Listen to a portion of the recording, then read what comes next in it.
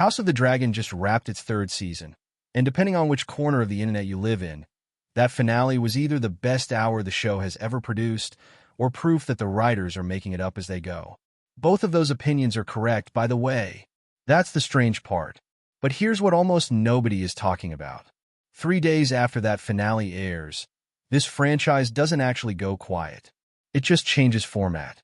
A mobile strategy game most casual fans have never opened is about to close out a 4-part storyline that's been running in the background since July, and it wraps up the exact same battle the show just spent 8 episodes building toward. So today we're doing 2 things.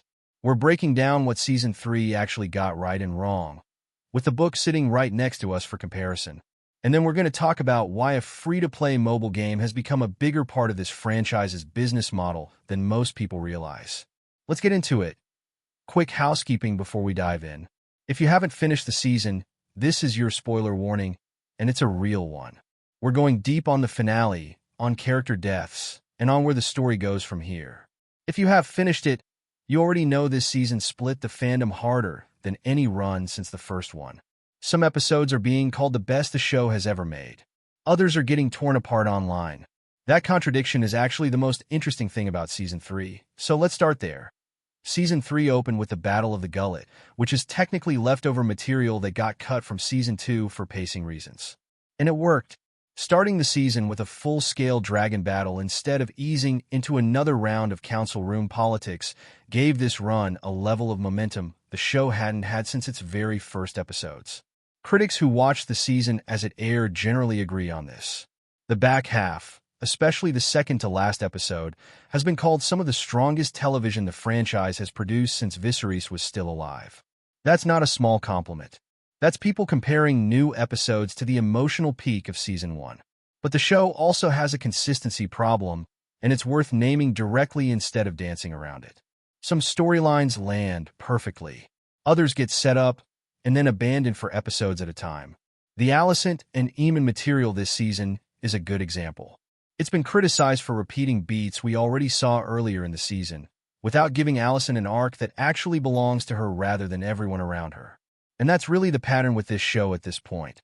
When House of the Dragon commits to a big swing, a dragon battle, a betrayal, a character finally cracking under pressure, it delivers something genuinely great. When it slows down to manage the chess pieces for next season, it drags. Season 3 has more of the first kind of episode than Season 2 did, and that's a real improvement. But the inconsistency between episodes is still the show's biggest weakness. Let's talk about the death that split the fanbase more than any other moment this season. Jacaerys Velaryon. In the show, Jace dies leading the defense of Dragonstone directly, essentially trying to prove to Rhaenyra and to himself that he deserves to be her heir. It's framed as a leadership moment, a prince stepping up. In George R.R. Martin's book, Fire and Blood, the context is different in a way that actually changes the emotional weight of the scene. Jace doesn't die trying to prove himself as a future ruler. He dies flying into the Battle of the Gullet specifically to save his younger brothers, who are in danger. It's a rescue mission first. The politics come second if they come into it at all. That's not a small detail.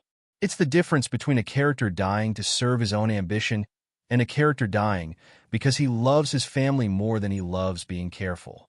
The book version is, frankly, a better death. It's more consistent with who Jace has been established to be across the entire story, a young man who spent his whole arc caught between duty and decency, usually choosing decency. The show's choice to make it about proving himself as heir isn't a bad idea on paper. Legacy and legitimacy are core themes of this entire series. But it trades an act of love for an act of ambition, and for a character who spent 3 seasons being one of the more selfless people in this entire cast, that swap feels like it's serving the show's pacing more than it's serving the character. This is honestly the pattern with most of the book-to-show changes this season. It's rarely that the show makes an objectively worse choice.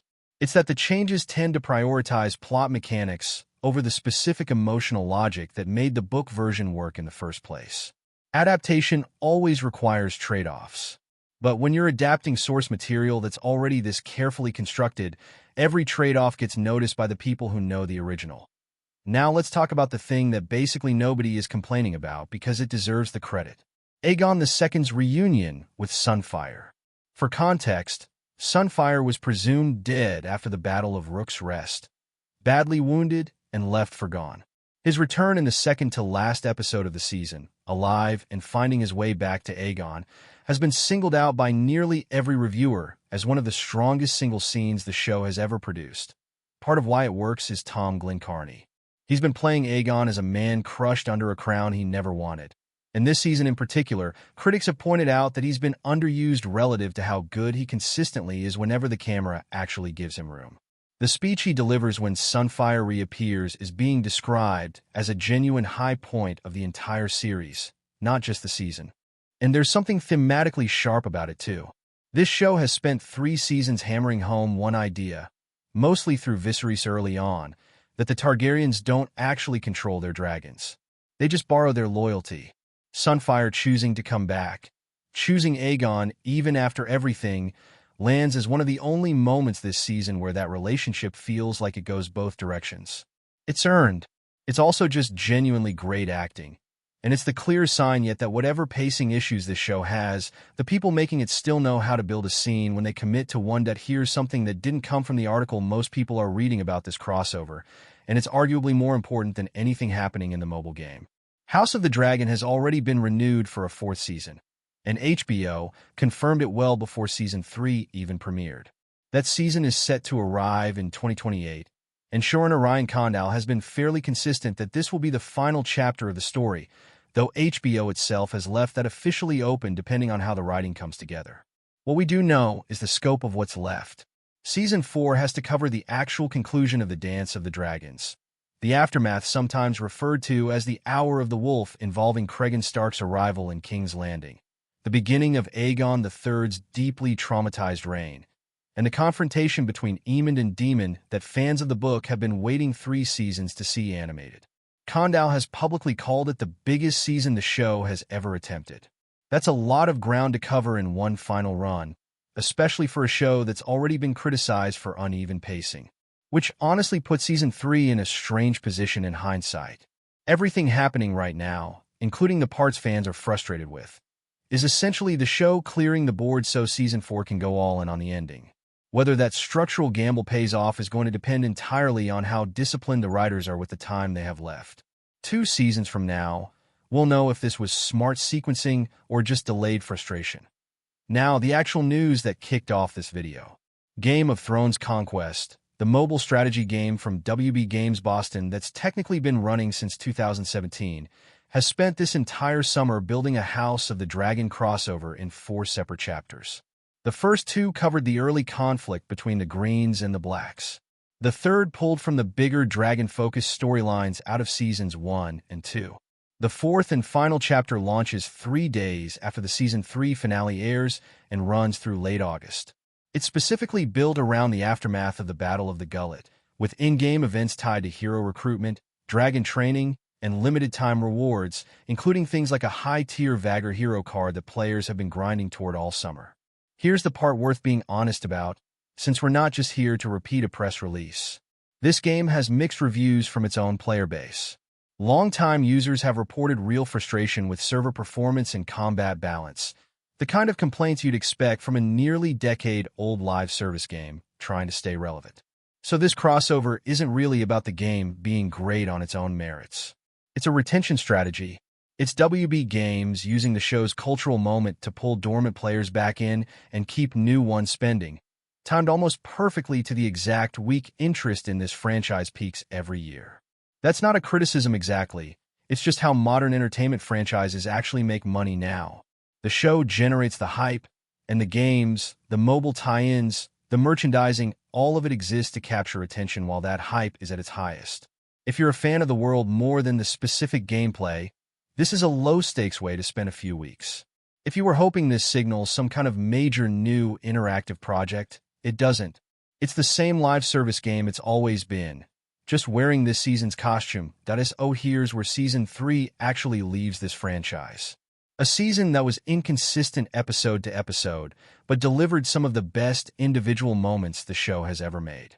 A handful of book changes that trade emotional nuance for cleaner plot mechanics, Jace's death being the clearest example. A final season already confirmed for 2028 that has an enormous amount of story left to close out. And a mobile game using this moment to keep its player base engaged, whether or not that game has earned that loyalty on its own. If you had to pick one moment that defines what this show is capable of when it's firing on all cylinders, I'd argue it's Sunfyre coming home. Not the politics, not the battles, just a dragon choosing its rider back. That's the version of this show worth waiting 3 more years for. Let me know which side of the finale debate you're on in the comments, whether this season earned its praise or just got lucky with a couple of great episodes. And if you want the full breakdown of everything confirmed so far for Season 4, that's coming soon. Subscribe if you don't want to miss it.